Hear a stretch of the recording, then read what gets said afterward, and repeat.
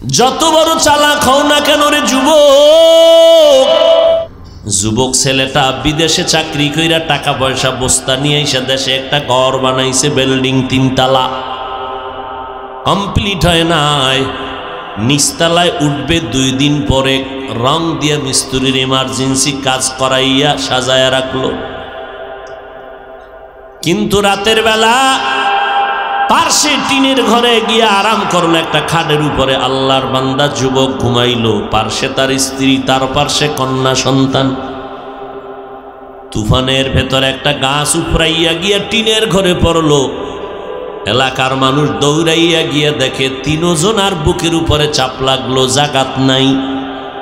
মানুষ বিল্ডিং এর দিকে তাকায় কান্দেন, ও মালিক এই কি তোমার কুদরতের খেলা?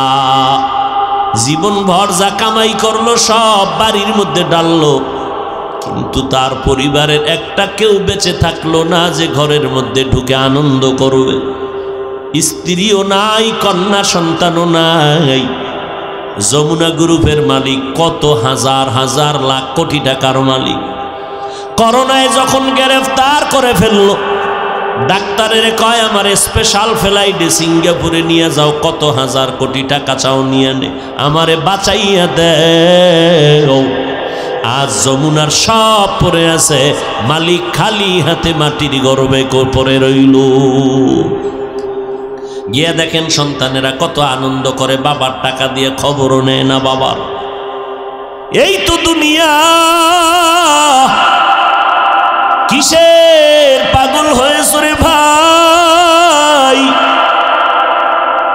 তুমি আজ একটা মানুষ, তুমি মুসলমান, তুমি আমার নবীর উম্মত। আমি তোমাকে এই কথা বুঝাইতে চাই না তুমি স্কুলে তালা লাগাও আমগো মতো হুজুর হয়ে যাও, একবারও বলবো না। বরং তুমি স্কুলে পড়ো, কলেজে পড়ো, চাকরি করো, ব্যবসা করো, আলহামদুলিল্লাহ 1000 বার দোয়া করি। তবে অনুরোধ একটা, মানুষ হইয়া পরিচয় দিয়া চলো, মানুষ হইও না রে বাবা। তোমার মতো যুবক স্কুলে পড়িয়া কলেজে পড়িয়াও নজর করে দেখো আমগো মতো হুজুর না, কোনোদিন মাদ্রাসায় পড়ে নাই, অথচ 5 বেলার নামাজ পড়ে। এই রকম ছাত্র ছাত্রী স্কুল কলেজে যুবকেরা সাক্ষী দাও আছে না নাই? বালিশে মাথা লাগাইয়া 1 মিনিট চিন্তা করবি, তুমি কেন পারো না রে বাবা? ঘুমের মধ্যে যদি আজরাইল এসে হাজির হয়, বল কালকে কবরে কি জবাব দিবি? আমিও তো তোর মতো একটা যুবক, প্যান্ট শার্ট টাই লাগাইয়া দাড়ি কামাইয়া রাস্তায় যদি মাস্তানি করতাম, কেউ আমারে বাধা দিত না। দাড়ির কারণে যৌবন চলে যায়, টুপি দাড়ির কারণে, জামার কারণে শরীর গরম, টুপির কারণে মাথা গরম। আবার কত মানুষ আমগো টুপিওয়ালা বলে গালি দেয়, কওমি মাদ্রাসায় পড়ার কারণে বাজে কথা বলে। এরপরেও কেন টুপি ফালাই না, নামাজ সারি না, বেপরদায় চলি না রে যুবক? একমাত্র কারণ আমার মাওলার কোরআন পড়ে দেখলাম একটা কোনো ভুল নাই রে বাবা। কত বড় বড় বেঈমানেরা ভুল বের করার জন্য অপচেষ্টা করিয়াও বের করতে পারলো না, বরং বহু বড় বড় বেঈমানেরা কালেমা পড়ে মুসলমান হয়ে গেল। ও যুবক, আল্লাহর গোলাম, বালিশে মাথা লাগাইয়া নিজেকে 1 মিনিট প্রশ্ন করিও, ওরে মান, তোমার মতো যুবক আজকে রাস্তায় গাড়ি চালায়, ড্রাইভারি করে, নামাজ বাদ দেয় না, বলো বাবা তুমি কেন পারবা না? তোমার মতো যুবক নদীর মধ্যে মাছ ধরে, নৌকায় নামাজ পড়ে, 1 বেলার নামাজও ছাড়ে না, বলো বাবা তুমি কেন পারো না? তোমার মতো যুবক সন্তান র‍্যাব, আর্মি, পুলিশ, বিডিআরের চাকরি করে, নামাজ বাদ দেয় না, বলো তুমি কেন পারবা না? ময়দানে কৃষি কাজ করে, গামছা বিছাইয়া নামাজ পড়ে, তারপরও নামাজ ছাড়ে না, বলো বাবা তুমি কেন পারবা না? আল্লাহর কি ভয় নাই? আমার নবীর প্রতি কি তোমার মোহাব্বত নাই? নবীর তরিকায় চলতে গেলে তোমার লেখাপড়া বন্ধ হবে না, চাকরিও যাবে না, ব্যবসাও বন্ধ হবে না। এমবিবিএস ডাক্তার হও, ইঞ্জিনিয়ার হও, প্রফেসর হও, তাতে কোনো ইসলামে বাধা নাই। তবে বাবা তুমি নবীর তরিকা মতে নামাজ পড়ো, মা বাবার খেদমত করিয়া দোয়া নাও, ওলামায়ে কেরামের পরামর্শ নিয়ে নিজেকে সুন্দরভাবে মানুষ হিসাবে পরিচয় নিয়ে চলো।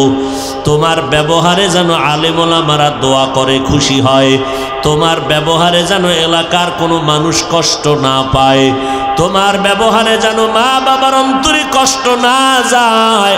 ও যুবক, আমার নবী তো ভবিষ্যৎবাণীও করে গেলেন, এই যুবকেরা আমি মুহাম্মদ বড় ইতিম, আমি মুহাম্মদ বাবা বলিয়া ডাকতে পারি নাই, মা হারাইয়া বড় অসহায়, আর আমার থাকার মতো কোনো ঘর নাই, আমার চলার রাস্তায় আমার আপনজনেরা বংশের লোকেরা কাটা দিয়া রাখতো, আমারে ঘুমাইতে দিত না, বারবার আবার ঘরের চারদিকে ওরা অস্ত্র নিয়ে দাঁড়াইতো, আমারে জবাই করবে। তায়েফের ময়দানে আমি মুহাম্মদ মসজিদে বৈশা দোয়া করলে কবুল হয়ে যাইতো, কিন্তু না, আমি নিজে হাঁটিয়া হাঁটিয়া হাঁটিয়া তায়েফে গেছি দাওয়াত নিয়া। আমি মুহাম্মদের দিকে ইশারা কইরা তাদের সন্তানের লেলিয়ে দিয়ে বলে, পাথর মার, মক্কার পাগল আসছে, তারাইয়া দেও, পাথর মারিয়া তারাও। ওই সময় আমি মুহাম্মদের গায়ে ওই তায়েফের কাফির ওই বাচ্চাগুলো আমার গায়ে বৃষ্টির মতো পাথর মারলো। আমার মাওলা জিব্রাইলের পাঠায় কয়, যাও, আমার নবীর কান্না সইতে পারি না। যেই নবীজির শরীর মোবারকে মশা পড়া হারাম, মাছিও পড়ে না, আমার নবীর শরীরের ঘাম থেকে মিশকের ঘেরান, ওই নবীর শরীরে পাথর যখন মারতে শুরু করলো, ওই বেঈমানের পাথরের আঘাতে রক্ত পড়িয়া নবীর জুতা পর্যন্ত আটকায় গেল। নবীর কাছে জিবরাইল আইসা বলে, নবী অর্ডার করেন তায়েফের বেঈমানের ধ্বংস করে দেই। মায়ার নবী কয়, না ভাই জিবরাইল, আমি বরদোয়া করার জন্য আসি না, এদের মারবা না, ওরা আজ আমাকে চিনে না, যদি চিনতে পারতো আমার গায়ে ওরা পাথর মারতো না। একদিন চিনতে পারলে দিনের উপকার হবে, খেদমত হবে। ওরা যদি জানতো আমি মুহাম্মদ বড় এতিম, আমার মা নাই বাবা নাই, তাহলে আমার প্রতি ওদের দয়া আসতো। ওরা জানে না আমি মুহাম্মদকে। এরে যুবক, আজকে দেখো বাবা, তোমার চোখের সামনে ইহুদি বিধর্মীরা পর্যন্ত আমাদের কোরআনের বিরুদ্ধে, ইসলামের বিরুদ্ধে, আলেমদের বিরুদ্ধে। এরপরও নজর করিয়া দেখো, আমরা কোরআনওয়ালারা, নবীর আদর্শওয়ালারা, এই দুনিয়ায় এত দুশ্মনের মাঝেও তো আলহামদুলিল্লাহ সম্মান কম নাই। এত বড় মহামারী করোনা গেল, কত ব্যবসায়ী ভাইয়ের ব্যবসা বন্ধ হয়ে গেল, চাকরিজীবীর চাকরি বন্ধ হয়ে গেল, কত যুবকের লেখাপড়া বন্ধ হয়ে গেল, টাকা নাই, বেতন দিতে পারে না। কিন্তু নজর করে তাকায় দেখো রে যুবক, একটা মাদ্রাসা পর্যন্ত বন্ধ হয় নাই। ওলামায়ে কেরাম যদিও কষ্ট করে, তারপরও কারো কাছে ভিক্ষা করে না, রাস্তায় গিয়া কারো কাছে বলেন আমারে টাকা দাও, না খাইয়া মরে যাইতেছি।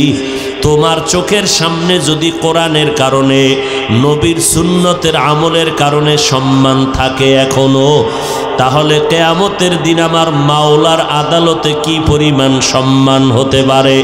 ও আল্লাহর বান্দারা, আমার আল্লাহর কোরআন পড়িয়া দেখিয়া কত বিধর্মীরা মুসলমান হয়ে গেল, আর তুমি মুসলমানের ঘরে জন্ম নিলা, আমার নবীর সুন্নাতটারে কেন জবাই করতেছো রে বাবা? তোমার অন্তরে কি একটু ভয় লাগে না? তোমার মতো যুবক আজকে তাকায়া দেখো, ব্যবসা করিয়াও এক বেলার নামাজ বাদ দেয় না। বলো বাবা, তুমি কেন নামাজ পড়তে পারো না? কয়দিন আর বাহাদুরি করবা?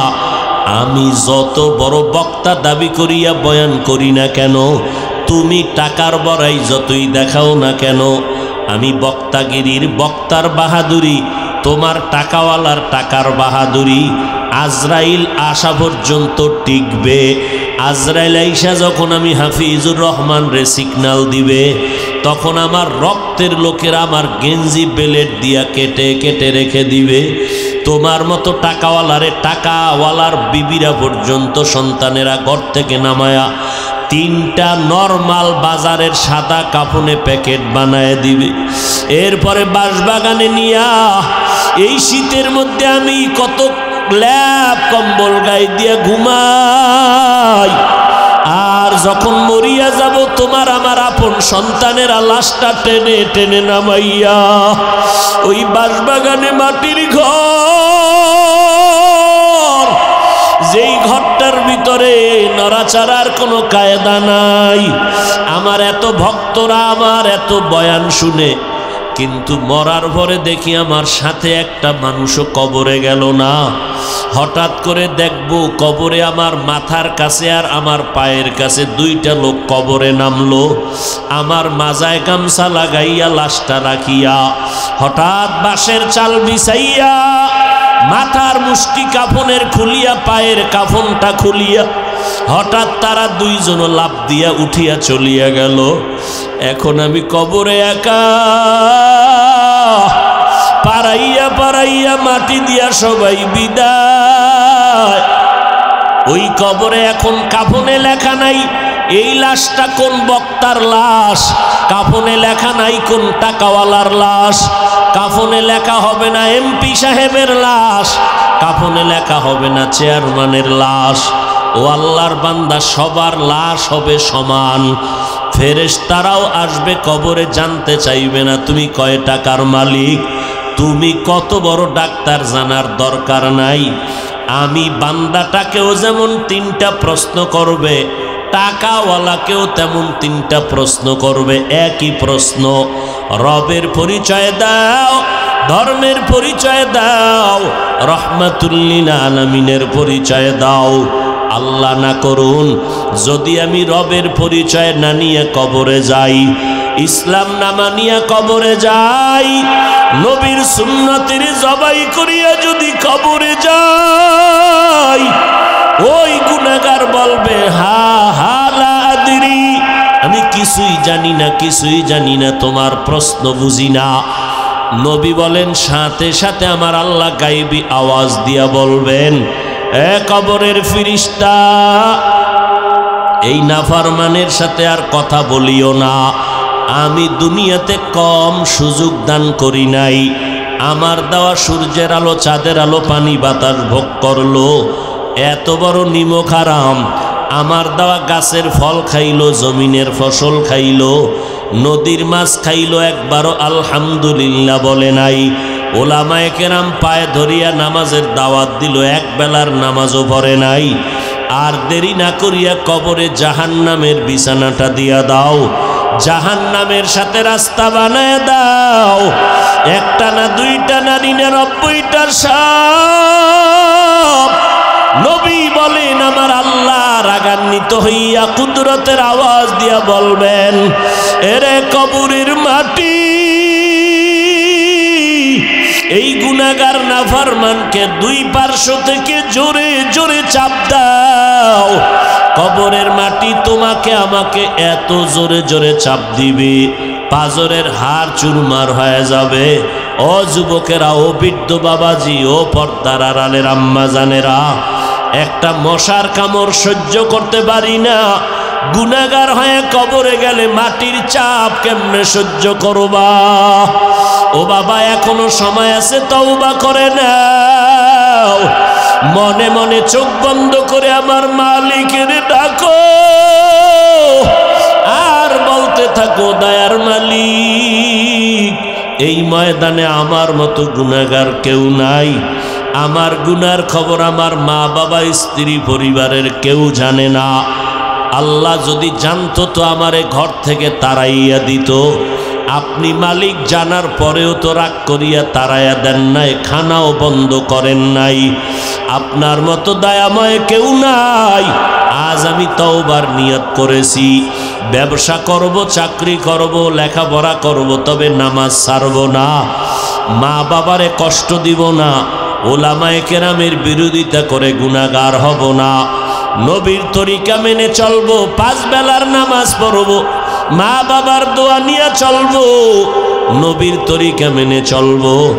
এই রকম তওবা করার যদি কারো অন্তরে নিয়ত হয়, তবে শুরুতেই বলেছিলাম 13 বছর নবীরে দেখলো, বয়ান শুনলো, কালেমা পড়লো না, ওই রকম আবু জাহালের মতো শক্ত পাথর অন্তরওয়ালা কিছু মানুষ দুনিয়াতে থাকবে, কোনো বয়ানে তাদের দিলটা নরম হবে না। তবে 2-1জনও যদি দিল নরম করে তওবা করে, আল্লাহকে অন্তর দিয়া গোপনে বলে, আল্লাহ আজকে থেকে নামাজ ছাড়ব না, বেপরদায় চলব না, মা বাবারে কষ্ট দিব না, ওই 1-2 জনার বিনিময়ে আমাদের সফলতার দরজা খুলে যাবে। অতএব যাদের অন্তর নরম, তওবার নিয়ত আছে, চাকরি থাকার যাক, মরিয়া গেল, আর নবীর তরিকার বাইরে চলব না। হায়াতের মালিক আল্লাহ, ইজ্জতের মালিক আল্লাহ, রিজিকের মালিক আল্লাহ। মা বাবার দোয়া নিয়ে চলবো, নবীর তরিকায় চলবো, আল্লাহর মোহাব্বত নিয়ে চলবো। আল্লাহর মোহাব্বত নিয়ে চলার চিন্তা যদি কারো অন্তরে হয়, অন্তরে তওবার নিয়ত করে আমার আল্লাহকে মনে মনে বলো, আল্লাহ আপনি আমাকে মাফ করিয়া দেন। কোন দিন মরণ হবে জানা নাই। কই আমার জীবনে কত খেলার মাঠে বন্ধু ছিল, আজ অনেকেই নাই। লেখাপড়ার মাঠে কত আপনজন বন্ধু ছিল, আজ অনেকেই চলে গেল। আল্লাহ আজকে থেকেই তওবার নিয়ত করলাম, আর নামাজ ছাড়ব না, বেপরদায় চলব না। ও আল্লাহ তাকায় দেখেন এই ময়দানে কারা তওবার নিয়ত করতেছে, আপনি তো অন্তরের খবর পর্যন্ত জানেন। আয় আল্লাহ আমাদের তওবা কবুল করে নেন, তওবাওয়ালা জিন্দেগি দান করেন, মরণ পর্যন্ত তওবার উপরে নবীর তরিকা নিয়া, মা বাবার দোয়া নিয়া, ওলামায়ে কেরামের পরামর্শ নিয়া নেক আমল করিয়া চলার তৌফিক দান করেন, আমিন। নবী বলেন, আমার আগের সেই সম্প্রদায় আসমান থেকে ডাইরেক্ট খানা পাইয়াও আল্লাহর সাথে গাদ্দারি করেছে। এদের মধ্যে দলে দলে দ্বন্দ্ব করিয়া, দলে দলে বিভক্ত হইয়া 72 দল হয়ে গেল। কিন্তু আমি মুহাম্মদ বড় ভয় পাই, আমার উম্মতের মধ্যে দ্বন্দ্ব এমন পর্যায়ে যাবে যে তাদের দল আরো একটা বেড়ে যাবে। কয় দল হইব টোটাল? 73। এই 73 দলের ভেতরে মাত্র এক দল জান্নাতে যাবে, আর বাকি 72 দল জাহান্নামে যাবে। নবী বলেন, ওই যে 72 দল জাহান্নামে যাবে, এরা হিন্দু না, বৌদ্ধ না, এহুদি না, খ্রিস্টান না। এই 72 দল জাহান্নামী সব হবে মুমিন মুসলমান। আবার এক দল জান্নাতি, তারাও হবে মুমিন মুসলমান। 72 দল মুমিন মুসলমান জাহান্নামে কেন যাবে? এদের মধ্যে লেবাস পোশাক সুরাত ঠিক থাকবে, কিন্তু আকীদার ভেজাল হবে। এদের মধ্যে দ্বীন ইসলাম নিয়ে ভেদাভেদ শুরু হয়ে যাবে। দাবি করে আমি মাওলানা, দাবি করে আমি মদিনার উম্মত, কিন্তু ওয়াজের স্টেজে বৈশা মাওলানা কয়। নবীরা ভুল করেছিলেন, আল্লাহ নবীদের দিয়া ভুল করাইছেন। নাউজুবিল্লাহ আসে না? একটু চিন্তা কইরেই বলেন, কারণ আপনার হুজুরে যদি কয় তা তো নাউজুবিল্লাহ বলতে একটু চিন্তা করা দরকার। এক মাওলানা সাহেব ইসলামের ব্যানার লাগাইয়া এই সোনার বাংলায় তাজা খবর, মাওলানা আমার মতো লঙ্গিওয়ালা না, বড় টাইটেলওয়ালা মাওলানা। মুসলমানের সামনে বলে কয়, কোরআন শরীফের ভেতরে জাল আছে। বলে কেমন জাল? বলে হাদিসের থেকেও বেশি জাল। এবার বুঝেননি দল কেমনে ভাগ হইতেছে। এক মাওলানা বলে, নবীর সাহাবী ওমরে ফারুক হলো একটা ভণ্ড বেদাতি। এখন বলেন তো কি করা যায়? ওই হুজুরের লগে তাল মিলান যায়নি? বলেন, ওই হুজুরের দল থাকলে ওই দলে যাওয়া যায়নি? না। যেই মাওলানা কোরআনের মধ্যে ভেজাল আছে বলার কারণে তিনি ভণ্ড, যারা চুপ থাইকা বলবা তার ভক্ত, কোনো প্রতিবাদ করবা না, তুমি চুপ থাকার কারণেও তুমিও ভণ্ড। এজন্য নবী বললেন, আমার উম্মতের মধ্যে ৭৩ দল হবে, মাত্র এক দল জান্নাতে যাবে, বাকি ৭২ দল জাহান্নামী। সাহাবায়ে কেরাম বললেন, মা হিয়া মান হিয়া ইয়া রাসূলুল্লাহ, যেই দলটা জান্নাতে যাবে তাদের পরিচয়টা জানতে চাই। নবী বলেন, তারা 2টা আদর্শকে ফলো করে চলবে। এক, আমি মুহাম্মদকে মেনে চলবেন। 2 নাম্বার, আমার নক্ষত্র, আমার ছাত্র, আমার সাহাবাদেরকে আদর্শ হিসাবে মেনে চলবে। অতএব যারা শুধু মুহাম্মদকে মানবে, সাহাবায়ে কেরামের বিরোধিতা করবে, এদেরকে চিহ্নিত করে নাও, এরা মুমিন, এরা মুসলমান, এরা মাওলানা, এরা ইসলামের ব্যানারওয়ালা। তবে মুমিন হইয়াও তারা ৭২ দল জাহান্নামীদের অন্তর্ভুক্ত। ওমরের ভণ্ড কয়। কোন দেশে আছেন? উসমান রাদিয়াল্লাহু তাআলা আনহুর বিরুদ্ধে কথা বলে এই বাংলাদেশে। মুআবিয়া রাদিয়াল্লাহু আনহুর বিরুদ্ধে কথা কয়। কে সে ওমর? সারা দুনিয়ার সব নবী আম্বিয়া কিরাম আমার আল্লাহ পাকের আশিক, আর আমার আল্লাহ কয় আমি নিজে হলাম আমার বন্ধু মুহাম্মদের আশিক। আবার সব সাহাবায়ে কেরাম নবী মুহাম্মদের আশিক। নবী বলেন, আমি মুহাম্মদ নিজে একমাত্র ওমরে ফারুকের আশিক। তাহলে ওমরের দাম কম না বেশি? অর্ধ জাহানের শাসক হযরত ওমর, কোনো বডিগার্ড নাই, কোনো সিকিউরিটি গার্ড নাই, অর্ধ দুনিয়ায় সোনার বাংলার মতো নামিয়া বিশাল 10 বছর শাসন করেছেন ওমর। কোনো বডিগার্ড নাই, কোনো দল নাই। আর লাগবে কেন? ওমরের দেখলে শয়তান দৌড়ায়। এই লোকটার বডিগার্ড হয়ে লাভ কি? যেই ওমরের দেখলে শয়তান ওই রাস্তায় থাকে না, ভয় পায়। বাঙালি এক চোরার ঘরের চোরা কয়, হুজুর শয়তান আমারও ভয় পায়। কেন? আমি ওর থেকে বড় শয়তান।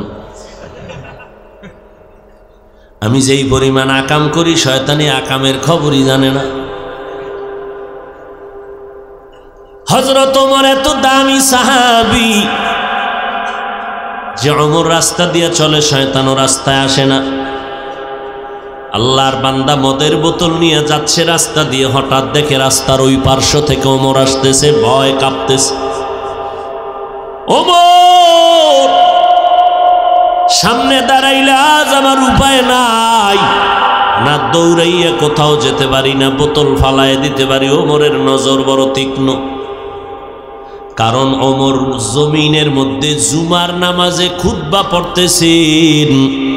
শত শত শত শত মাইল দূরে পাহাড়ের পার্শ্বে মুমিনেরা, ওই পার্শ্বে দুশ্মন, উঠলেই গুলি মারবে। ওমর খুতবার মধ্যে দাঁড়াইয়া এখান থেকে চিৎকার দিয়া বলতেছে, ইয়া সারিয়া আল জাবাল, ইয়া সারিয়া আল জাবাল, ইয়া সারিয়া আল জাবাল। শত শত মাইল দূরের থেকে ওমর ডাক দিয়া কয়, এ সারিয়া, পাহাড় পাহাড় পাহাড়, দুশ্মন থেকে সাবধান। সারিয়ার থেকে খবর নেওয়া হলো।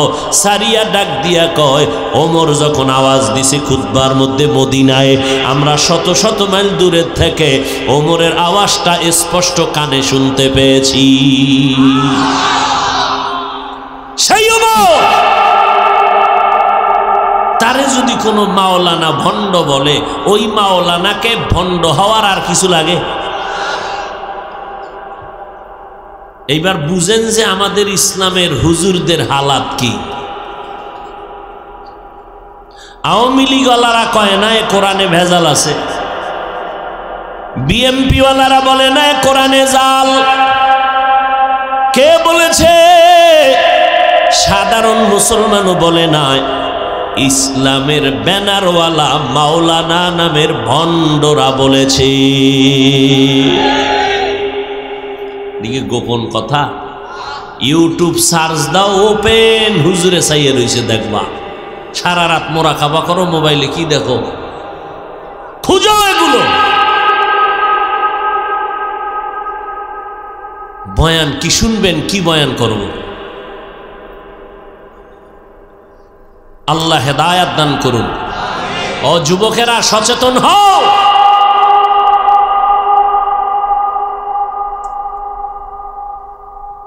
আল্লাহ তাআলা মুমিনকে জান্নাত দিবেন, আর কাউকে দিবেন না। এই জন্য আল্লাহ মুমিনের বলেন, দুইটা আদেশ দিলাম, আল্লাহকে ভয় করো, জবানটাকে তোমরা কন্ট্রোল করো। কোন পদ্ধতিতে কন্ট্রোল করবা? আল্লাহ বলেন কারো পদ্ধতি মানা যাবে না, একমাত্র আমি আল্লাহর অনুসরণ করবা, আমার বন্ধু মুহাম্মদের অনুসরণ করবা, আর কারো অনুসরণ চলবে না। গোলামি কার? আদর্শ মানব মদিনাওয়ালা নবীর। এই নবীর আশিক উম্মতের দল, দুইটা আদেশ মানো, এক আল্লাহকে ভয় করো, দ্বিতীয় জবানটাকে হেফাজত করো। আল্লাহ পাক জবানের কথা কেন বললেন? কয় পুরা বডির মধ্যে জিহ্বা হলো মারাত্মক একটা অস্ত্রের নাম। পুরা বডির ভিতরে কেমন অস্ত্র? কয় জিহ্বা এমন এক অস্ত্র, ডানে টান দিলে কেটে যায়, বেলেটের মতো বামে ঘুরাইলে কাটে।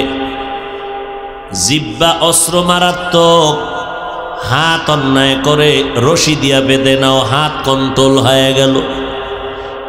পা অন্যায় করে পা বেঁধে নাও, কন্ট্রোল হয়ে গেল। কান গুনার কথা শুনে, অন্যায়ের কথা শুনে কানে তুলা লাগাও, কন্ট্রোল হয়ে গেল। ও বান্দা, তোমার চোখ অন্যায় জিনিস দেখে, পট্টি লাগায় দাও, বান্টিস করে দাও, চোখ কন্ট্রোল হয়ে গেল। জবানটায় অন্যায় করলে বলইডারে রশি দিয়া বাঁধা যাবেনি, কষ্টেপ লাগানো যাবেনি, কোনো পট্টি বাঁধা যাবেনি, কিছুই করা যায় না। এই জিহ্বাটা কেমনে কন্ট্রোল করবারে বাবা? এই জিহ্বা কেমন মারাত্মক! জিহ্বাটা ডান দিকে নাড়াইয়া যদি কয় তুই মুক্তি পেয়েছো, আসামি ফাঁসির মঞ্চ থেকে ঘরে যাবে হাসতে হাসতে। আবার এই জিহ্বা, আর কিছু না, এই জিহ্বাটাই যদি ঘুরাইয়া কয় এরে ধর, নিরপরাধ বান্দাও ফাঁসির মঞ্চে হাজির হতে বাধ্য। জিহ্বার পাওয়ার কি দেখছেন? মানুষ বলে মানুষের মুখে জয়, মুখেই ক্ষয়। এই জিহ্বা দিয়া নাড়াইয়া যদি অপরিচিত একটা মেয়েকে ডেকে বলেন কবুল, সাথে সাথে আপনার জীবন সঙ্গিনী হয়ে গেল। আবার কলিজার আপন সঙ্গিনীরে যদি এই জিহ্বাটা নাড়া এখন তালাক, সাথে সাথে বাবার বাড়ি চলে যেতে বাধ্য। জিহ্বার পাওয়ার কি? এই জিহ্বা দ্বারা কারো গুণগান করবেন, হাদিয়া নিয়া হাজির। এত গুণগান গাইছো, এই গুণগান জমিনে কেউ গায় নাই। আবার এই জিহ্বা দ্বারা কারো বদনাম বলবেন, গালি দিবেন, কলিজা দিয়া বান্দা বরদোয়া করবে। এই জিহ্বার কথায় মানুষ খুশি হইয়া হাদিয়া দেয়। আবার এই জিহ্বার একটা কথার আওয়াজে মানুষ বেজার হইয়া বন্ধুত্ব নষ্ট করে দেয়। এত মারাত্মক অস্ত্র এই জিহ্বাটা। হাত অন্যায় করলে কন্ট্রোল করা যায়, কিন্তু জিহ্বা অন্যায় করলে কেমনে কন্ট্রোল করি না। কষ্টে লাগানো যাবে না, বাঁধা যাবে না, কোনো সেলাই করা যাবে। আল্লাহ কয় এই জিহ্বাটা কন্ট্রোল করার একটা মেডিসিন আমি মাওলায় দিছি, এটা ব্যবহার কর, না হয় জিহ্বা কন্ট্রোল হবে না। আমি মাওলার দেওয়া মেডিসিনের নাম হলো তাকওয়া। তাকওয়া মানে আল্লাহর ভয়। কার ভয়? हर के दारत खौफे हक दर दिल मदागम जन्नतुल मअवा देहद उरा मकाम जुज़्बा हक ची ज़े मखाज इंसो जा फजले उ आमस्ते दर जुमला जहां। मुझे दिखे মানুষজন নাই, এদিকে আশেপাশে লোকজন নাই না, এদিকে আইলেই লোকজন পাওয়া খুব কষ্ট। সব ভিআইপি মানুষ, তো বুজুর্গ মানুষ, গুনাও নাই, দোয়া দায়েরও দরকার নাই। আবার যাওয়া হয় কিছু মানুষে মোনাজাতের আগে যাইয়ে, কারণ গুনাহ নাই তো দোয়া করব কি জন্য। গিয়া দেখবেন রাস্তায় বিড়ি টানতেছে বুজুর্গ। আল্লাহ হেদায়াত দান করুন। আর জোরে বলেন আল্লাহ বলেন তাকওয়ার মেডিসিন দিয়া জবানটারে হেফাজত করো। এবার জবানটাকে কেমনে হেফাজত করব? উলামায়ে কেরাম বলেন মৌলিক কয়েকটা গুনাহ থেকে বাঁচাও। গুনে গুনে পারবা না, মূল কয়েকটা গুনাহ থেকে বাঁচাও। মূল কয়টা নেক কাম চালু করো, জিহ্বা অনেকটা গুনাহ থেকে বেঁচে যাবে। মৌলিক কয়েকটা গুনাহ থেকে জবানকে বাঁচাও। এক, জবানটারে মিথ্যা কথা থেকে বাঁচাও। মিথ্যা বলা পাপ নাকি মহাপাপ? ওয়াইলুন ইয়াউমাইযিল লিল মুকাজ্জিবিন, ওয়াইলুন ইয়াউমাইযিল লিল মুকাজ্জিবিন। মিথ্যাবাদীর জন্য ওয়াইল নামক জাহান্নাম, মিথ্যাবাদীর জন্য ওয়াইল নামক জাহান্নাম। মিথ্যা বড় মারাত্মক অন্যায়। একটা মিথ্যাকে প্রতিষ্ঠা করার জন্য 13টা মিথ্যার কাবার লাগে। যদিও মিথ্যা ছাড়া ব্যবসায়ী কয় ব্যবসা চলে না, চাকরিজীবী বলে চাকরি চলে না। মোবাইলটা কানের মধ্যে লাগাইয়া কি পরিমাণ মিথ্যা কথার সাপ্লাই দেওয়া হয় গজবের মোবাইলের দ্বারা। ঘরের মধ্যে থাইকা বিছনায় শুয়ে শুয়ে কয় আমি জমিনের মধ্যেই নাই। বাস মোবাইল মিথ্যা চর্চা বাড়ায় দিল। কেউ দেখে না তো, কে দেখেন? বাস মোবাইলে মিছা কথা জাগাত। ভাইরা আমার,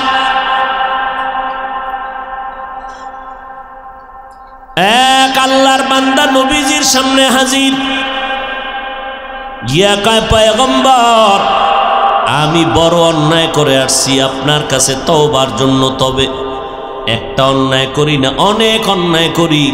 আপনি আমারে আস্তে আস্তে ঔষধ দিবেন, আমি আস্তে আস্তে ভালো হব। তুই কি অন্যায় করো?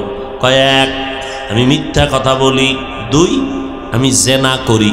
3, মদ পান করি। 4, আমি চুরি করি। কি করি? লোকটা সরল মনে গেছে ভালো অর্জন।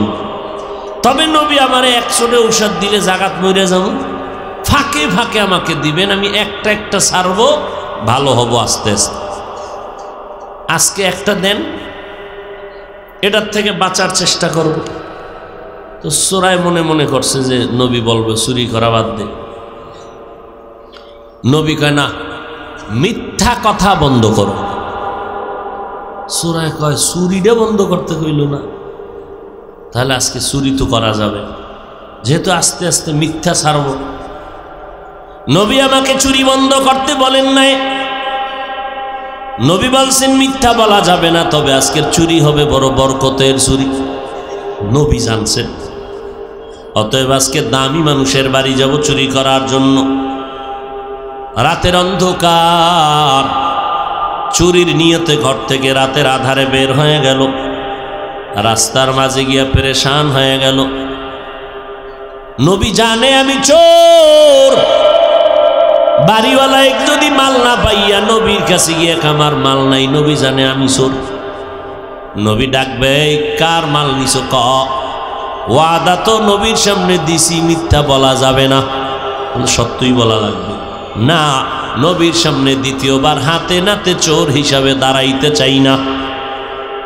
চোরায় চুরির বাড়ির থেকে রাস্তা বন্ধ করে নিজের ঘরে রওনা। না চুরি করে নবীর দরবারে যেতে চাই না। ঘরের মধ্যে গিয়া মদের বোতল নিল, মদ পান করবেন, চিন্তায় পড়ে গেল মায়ার নবী যদি আবার জিজ্ঞাসা করে মদ কয় বোতল পান করেছিস, নবীর সাথে ওয়াদা দিছি মিথ্যা বলা যাবে না, স্বীকার করতে হবে। তো আমি আবার দ্বিতীয়বার ইচ্ছা করে নবীর হাতে ধরা পড়তে চাই না, মদের বোতল ফালায় দিল, জিনাও বন্ধ করে দিল। পরের দিন নবীর সামনে গিয়া ডাক দিয়া কয় নবী,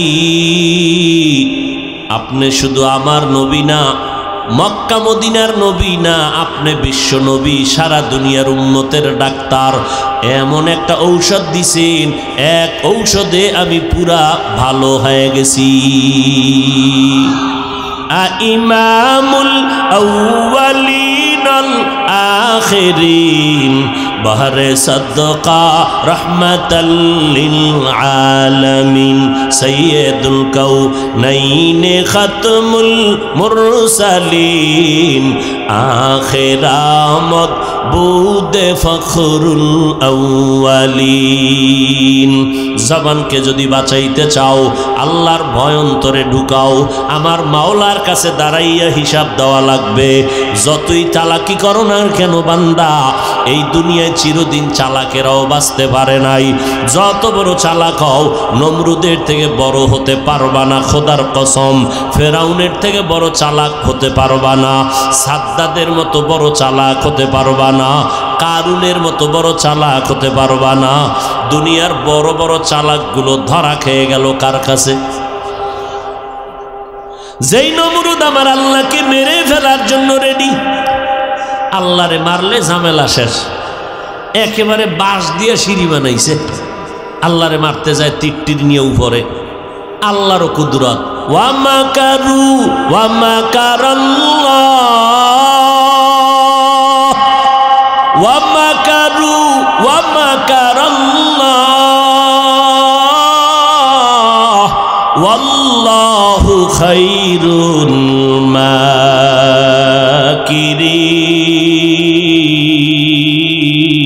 মাকিরিন। তুই কয় নাম্বারের চালাক? তোরে বানাইছে কে? তুই মাওলার সাথে চালাকি করবি? নমরুদ উপরে গিয়া যখন তীর মারলো, একটা উড়ন্ত প্রাণীর গায়ে লাগছে, তো রক্ত লাগছে তীরের মাথায়। রক্তটারে নিয়ে নিচে একা দেখ মাইরে লাইছি। এই রক্ত কারে মারছে? আল্লাহরে মারছে। এই বেঈমানের আল্লাহ ধ্বংস করার জন্য একজনও ফেরেশতা পাঠাইছেনি। একটা অসুস্থ মশার সাথে জুতা মোবারক। অসুস্থ মশা, এ এক পাও নাই, মাথার জায়গায় গিয়া খালি মিসকল, মাথা গরম হয়ে যায়। এত হালুয়া খাইলো, ডাক্তার দেখাইলো, কোনোটাই মাথা ঠান্ডা হয় না।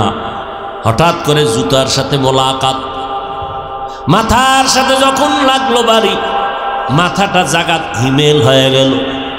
নমরুদকে এত ঔষধ খাইলাম, কিন্তু ভাইয়ের জুতার ভিতরে এত বরকত আগে জানি না। না মাথার লাগে বাইন্দা দে, এবার বাড়ি দেয়, মাথা ঠান্ডা। কয় যে বাড়ি কে দিবে? কয় টাকা দিয়া কর্মচারী রাখ। কর্মচারীর কাজ হইল শুধু জুতার বাড়ি দেওয়া। কর্মচারীর ডাক দিয়া কয়, কর্মচারী জানুনি তোর চাকরি কি? কি জাহাপনা কয়, তুই শুধু জুতার বাড়ি মারবি ফাঁকে ফাঁকে। তবে শোন, যত জোরে বাড়ি মারবি তোর বেতন তত বাড়ায় দিন। গুলশানে জুমা পড়াই, ওখানে এক বড় লোক আছে। ওই বড় লোকের 8 জন খাদেম আছে, যুবক। ওগোই পুরা মাস খেদমত করবে কুত্তা পালনের। 8 জন যুবক বা পুরা বছরটা কুত্তার খেদমত করে। এই মাস শেষ বেতন নেয় কুত্তার খেদমত কইরা গুলশান এলাকায়। কারণ পৃথিবীতে মালিকের গোলামির ক্ষেত্রে কুকুরের থেকে আর ভালো কোনো প্রাণী নাই। খায় লাতি, কিন্তু আজীবন মালিকের জন্য প্রাণ দিয়ে দেয়। আজ পর্যন্ত কুকুর কোনো মালিকের সাথে বেদবি করছে? কামড় দিছে? নতুন মেহমান বাড়িতে ঢুকছে, কুকুর আওয়াজ দিছে, মালিক এই আমার মেহমান, কুকুর আস্তে মাথা নত করে দিছে। এজন্য দেখেন না এখন নিরাপত্তার জন্য কুত্তা কিনে আনে, কারণ মানুষের উপরে তো বিশ্বাস নাই, বডিগার্ড বডির উপরে মাইরা দিলে উপায় কি? এজন্য কুত্তা আনছে, কারণ কুত্তা বেঈমানি করবে না। আসলেই কুকুর বেঈমানি করে না, আজও পর্যন্ত কোনো মালিকরে কামড়ায় নাই, বরং মালিককে বাঁচাইতে গিয়ে কুত্তা নিজের জীবন দিয়ে দিছে। এই প্রমাণ এই সোনার বাংলায় হয়েছে, পত্রিকায় পর্যন্ত খবর আসছে। এই জন্য আল্লাহ কোরআন শরীফে সূরা আরাফে বলছে অধিকাংশ মানুষগুলো জাহান্নামে যাবে, কারণ এরা পশুর থেকেও খারাপ। একটা কুকুর মালিকের থেকে কিচ্ছু পায় না, মালিকের জন্য জীবন দেয়, আর আমরা মালিকের থেকে সব পাইছি, বিন্দু থেকে বিন্দু দিতে রাজি না।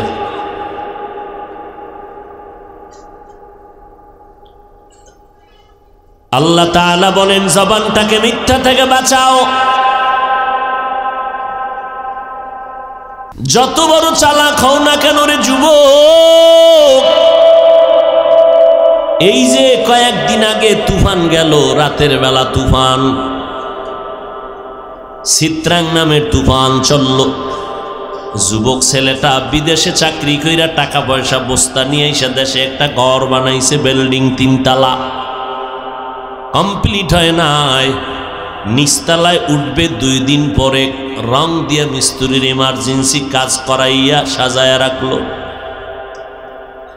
কিন্তু রাতের বেলা পার্শ্বে টিনের ঘরে গিয়ে আরাম করলো একটা খাটের উপরে। আল্লাহর বান্দা যুবক ঘুমাইলো, পার্শ্বে তার স্ত্রী, তার পার্শ্বে কন্যা সন্তান।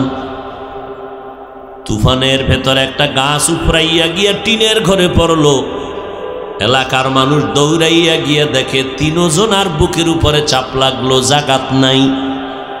মানুষ বিল্ডিং এর দিকে তাকায় কান্দেন, ও মালিক এই কি তোমার কুদরতের খেলা? জীবন ভর যা কামাই করলো সব বাড়ির মধ্যে ডাললো, কিন্তু তার পরিবারের একটা কেউ বেঁচে থাকলো না যে ঘরের মধ্যে ঢুকে আনন্দ করবে। স্ত্রীও নাই, কন্যা সন্তানও নাই। যমুনা গ্রুপের মালিক কত হাজার হাজার লাখ কোটি টাকার মালিক, করোনায় যখন গ্রেফতার করে ফেললো, ডাক্তারের কয় আমার স্পেশাল ফ্লাইটে সিঙ্গাপুরে নিয়ে যাও, কত হাজার কোটি টাকা চাও নিয়ে নে, আমারে বাঁচাইয়া দেও। আজ যমুনার সব পড়ে আছে, মালিক খালি হাতে মাটির গর্বে পড়ে রইল। গিয়া দেখেন সন্তানেরা কত আনন্দ করে, বাবার টাকা দিয়ে খবরও নেয় না বাবার। এই তো দুনিয়া, কিসের পাগল হয়েছ রে ভাই? তুমি আজ একটা মানুষ, তুমি মুসলমান, তুমি আমার নবীর উম্মত। আমি তোমাকে এই কথা বুঝাইতে চাই না তুমি স্কুলে তালা লাগাও আমগো মতো হুজুর হয়ে যাও, একবারও বলবো না। বরং তুমি স্কুলে পড়ো, কলেজে পড়ো, চাকরি করো, ব্যবসা করো, আলহামদুলিল্লাহ 1000 বার দোয়া করি। তবে অনুরোধ একটা, মানুষ হইয়া পরিচয় দিয়া চলো, মানুষ হইও না রে বাবা। তোমার মতো যুবক স্কুলে পড়িয়া কলেজে পড়িয়াও নজর করে দেখো আমগো মতো হুজুর না, কোনোদিন মাদ্রাসায় পড়ে নাই, অথচ 5 বেলার নামাজ পড়ে। এই রকম ছাত্র ছাত্রী স্কুল কলেজে যুবকেরা সাক্ষী দাও আছে না নাই? বালিশে মাথা লাগাইয়া 1টা মিনিট চিন্তা করবি, তুমি কেন পারো না রে বাবা? ঘুমের মধ্যে যদি আজরাইল এসে হাজির হয়, বল কালকে কবরে কি জবাব দিবি? আমিও তো তোর মতো একটা যুবক, প্যান্ট শার্টটাই লাগাইয়া দাড়ি কামাইয়া রাস্তায় যদি মাস্তানি করতাম, কেউ আমারে বাধা দিত না। দাড়ির কারণে যৌবন চলে যায়, টুপি দাড়ির কারণে, জামার কারণে শরীর গরম, টুপির কারণে মাথা গরম। আবার কত মানুষ আমগো টুপিওয়ালা বলে গালি দেয়, কওমি মাদ্রাসায় পড়ার কারণে বাজে কথা বলে। এরপরেও কেন টুপি ফালাই না, নামাজ সারি না, বেপরদায় চলি না রে যুবক? একমাত্র কারণ আমার মাওলার কোরআন পড়ে দেখলাম একটা কোনো ভুল নাই রে বাবা। কত বড় বড় বেঈমানেরা ভুল বের করার জন্য অপচেষ্টা করিয়াও বের করতে পারলো না, বরং বহু বড় বড় বেঈমানেরা কালেমা পড়ে মুসলমান হয়ে গেল। ও যুবক, আল্লাহর গোলাম, বালিশে মাথা লাগাইয়া নিজেকে একটা মিনিট প্রশ্ন করিও, ওরে মান, তোমার মতো যুবক আজকে রাস্তায় গাড়ি চালায়, ড্রাইভারি করে, নামাজ বাদ দেয় না, বলো বাবা তুমি কেন পারবা না? তোমার মতো যুবক নদীর মধ্যে মাছ ধরে, নৌকায় নামাজ পড়ে, এক বেলার নামাজও ছাড়ে না, বলো বাবা তুমি কেন পারো না? তোমার মতো যুবক সন্তান র্যাব, আর্মি, পুলিশ, বিডিআরের চাকরি করে, নামাজ বাদ দেয় না, বলো তুমি কেন পারবা না? ময়দানে কৃষি কাজ করে, গামছা বিছাইয়া নামাজ পড়ে, তারপরও নামাজ ছাড়ে না, বলো বাবা তুমি কেন পারবা না? আল্লাহর কি ভয় নাই? আমার নবীর প্রতি কি তোমার মোহাব্বত নাই? নবীর তরিকায় চলতে গেলে তোমার লেখাপড়া বন্ধ হবে না, চাকরিও যাবে না, ব্যবসাও বন্ধ হবে না। এমবিবিএস ডাক্তার হও, ইঞ্জিনিয়ার হও, প্রফেসর হও, তাতে কোনো ইসলামে বাধা নাই। তবে বাবা তুমি নবীর তরিকা মতে নামাজ পড়ো, মা বাবার খেদমত করিয়া দোয়া নাও, ওলামায়ে কেরামের পরামর্শ নিয়ে নিজেকে সুন্দরভাবে মানুষ হিসাবে পরিচয় নিয়ে চলো। তোমার ব্যবহারে যেন আলেম ওলামারা দোয়া করে খুশি হয়, তোমার ব্যবহারে যেন এলাকার কোনো মানুষ কষ্ট না পায়, তোমার ব্যবহারে যেন মা বাবার অন্তরে কষ্ট না যায়।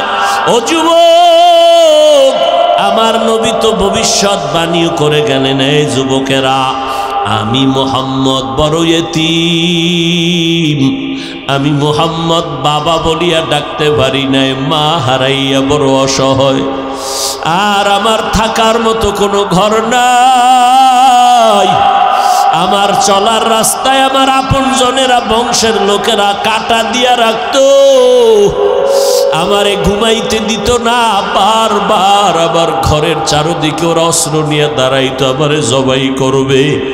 তায়েফের ময়দানে আমি মুহাম্মদ মসজিদে বৈশা দোয়া করলে কবুল হয়ে যাইতো, কিন্তু না, আমি নিজে হাঁটিয়া হাঁটিয়া হাঁটিয়া তায়েফে গেছি দাওয়াত নিয়া। আমি মুহাম্মদের দিকে ইশারা কইরা তাদের সন্তানের লেলিয়ে দিয়ে বলে, পাথর মার, মক্কার পাগল আসছে, তারাইয়া দেও, পাথর মারিয়া তারাও। ওই সময় আমি মুহাম্মদের গায়ে ওই তায়েফের কাফির, ওই বাচ্চাগুলো আমার গায়ে বৃষ্টির মতো পাথর মারলো। আমার মাওলা জিব্রাইলের পাঠায় কয়, যাও, আমার নবীর কান্না সইতে পারি না। যেই নবীজির শরীর মোবারকে মশা পড়া হারাম, মাছিও পড়ে না, আমার নবীর শরীরের ঘাম থেকে মিশকের ঘেরান, ওই নবীর শরীরে পাথর যখন মারতে শুরু করলো, ওই বেঈমানের পাথরের আঘাতে রক্ত পড়িয়া নবীর জুতা পর্যন্ত আটকায় গেল। নবীর কাছে জিবরাইল আইসা বলে, নবী অর্ডার করেন তায়েফের বেঈমানের ধ্বংস করে দেই। মায়ার নবী কয়, না ভাই জিবরাইল, আমি বরদোয়া করার জন্য আসি না, এদের মারবা না, ওরা আজ আমাকে চিনে না, যদি চিনতে পারতো আমার গায়ে ওরা পাথর মারতো না। একদিন চিনতে পারলে দিনের উপকার হবে, খেদমত হবে। ওরা যদি জানতো আমি মুহাম্মদ বড় এতিম, আমার মা নাই বাবা নাই, তাহলে আমার প্রতি ওদের দয়া আসতো। ওরা জানে না আমি মুহাম্মদকে। এরে যুবক, আজকে দেখো বাবা, তোমার চোখের সামনে ইহুদি বিধর্মীরা পর্যন্ত আমাদের কোরআনের বিরুদ্ধে, ইসলামের বিরুদ্ধে, আলেমদের বিরুদ্ধে।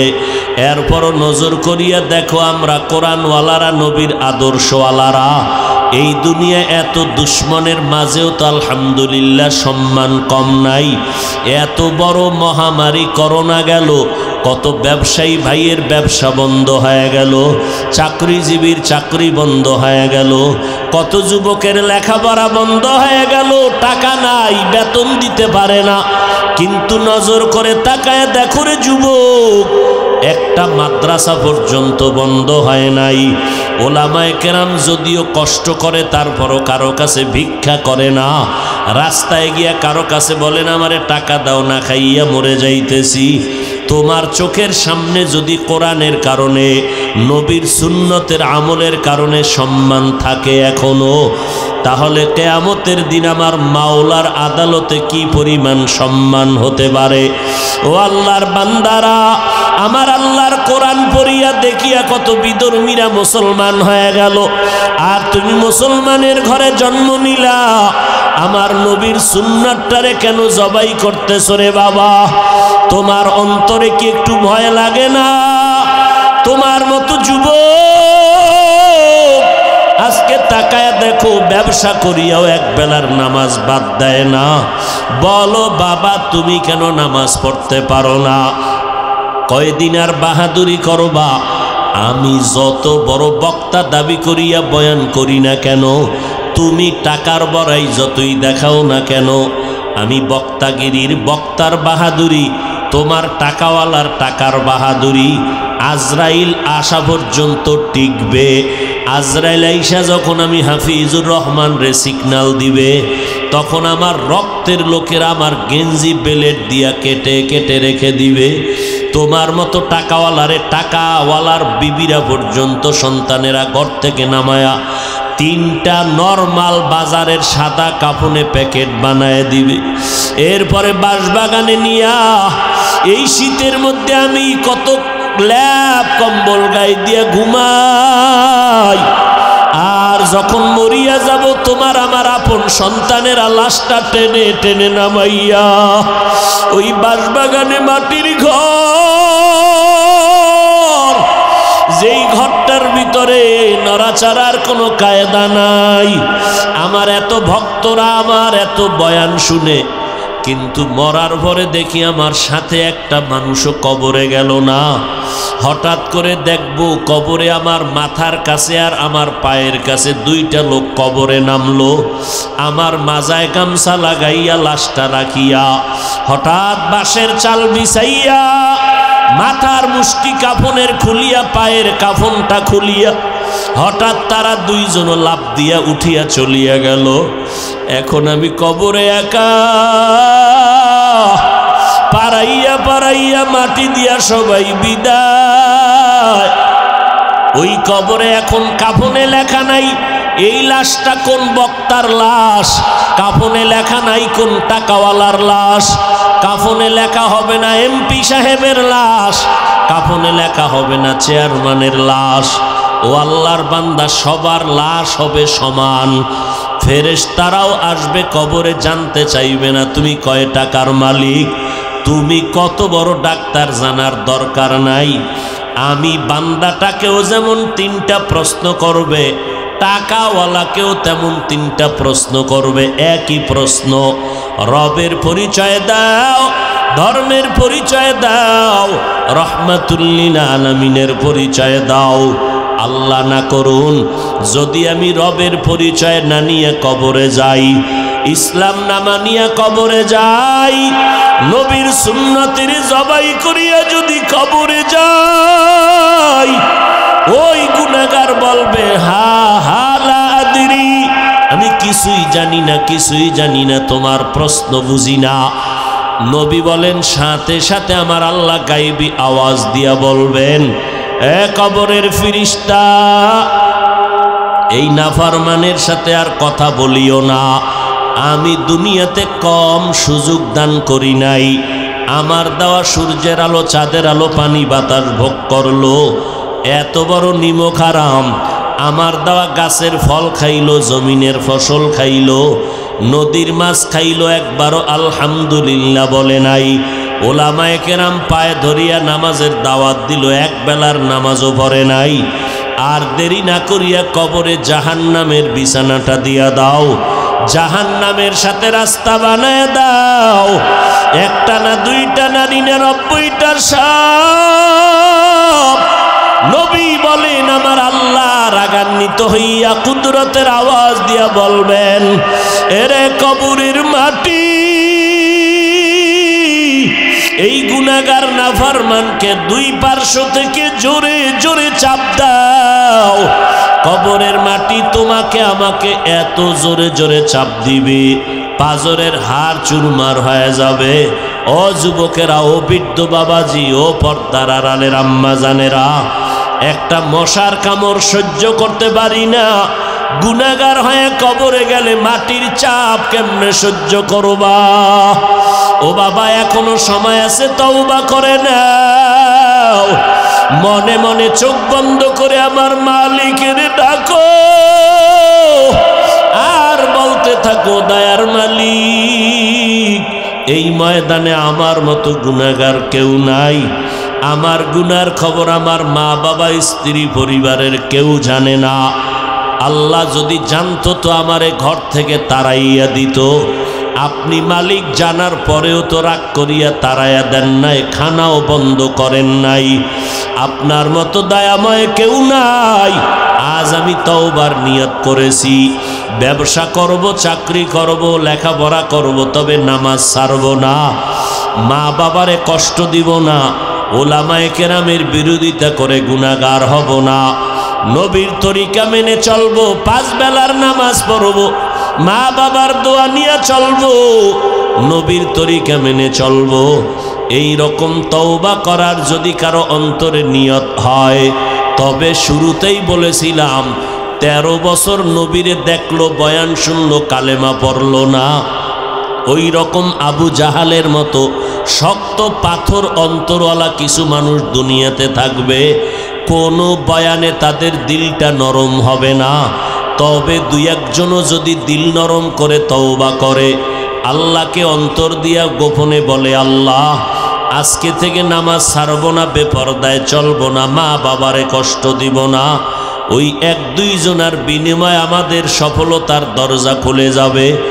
অতএব যাদের অন্তর নরম, তওবার নিয়ত আছে, চাকরি থাকার যাক, মরিয়া গেল, আর নবীর তরিকার বাইরে চলব না।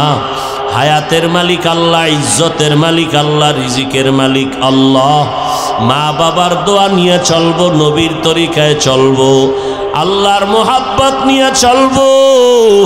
আল্লাহর মোহাব্বত নিয়ে চলার চিন্তা যদি কারো অন্তরে হয়, অন্তরে তওবার নিয়ত করে আমার আল্লাহকে মনে মনে বলো, আল্লাহ আপনি আমাকে মাফ করিয়া দেন। কোন দিন মরণ হবে জানা নাই।